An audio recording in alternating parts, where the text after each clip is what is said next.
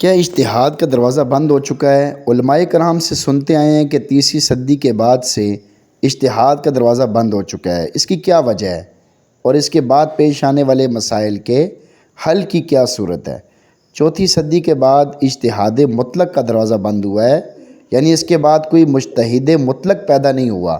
جہاں تک نئے پیش آمدہ مسائل کے حل کا تعلق ہے، ان پر ائمہ مجتہدین کے وضع کردہ اصولوں کی روشنی میں غور کیا جائے گا، اور اس کی ضرورت ہمیشہ رہے گی کیونکہ نئے نئے مسائل وجود میں آتے ہیں۔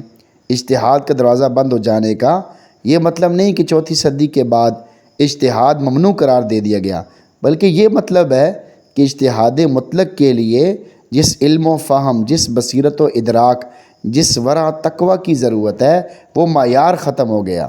اب اس درجے کا کوئی آدمی نہیں ہوا جو اجتہاد مطلق کی مسند پر قدم رکھنے کی صلاحیت رکھتا ہو۔ شاید اس کی حکمت یہ تھی کہ اجتہاد سے جو کچھ مقصود تھا، یعنی قرآن و سنت سے شرعی مسائل کا استنباط، وہ اصولاً اور فروعاً مکمل ہو چکا تھا، اس لیے اب اس کی ضرورت باقی نہ تھی۔ اور اگر یہ دروازہ ہمیشہ کھلا رہتا تو امت کی اجتماعیت کو خطرہ لاحق ہو سکتا ہے۔ واللہ اعلم بالصواب۔ اس میں ایک حکمت یہ بھی ہے کہ اگر یہ دروازہ ہمیشہ کھلا رہتا تو امت کی اجتماعیت باقی نہ رہتی، ہر آدمی اپنا اپنا اجتہاد کرتا پھرتا اور تقوی اور ایمان کی کمزوری کی وجہ سے مسئلے کو کچھ سے کچھ بنا دیتا۔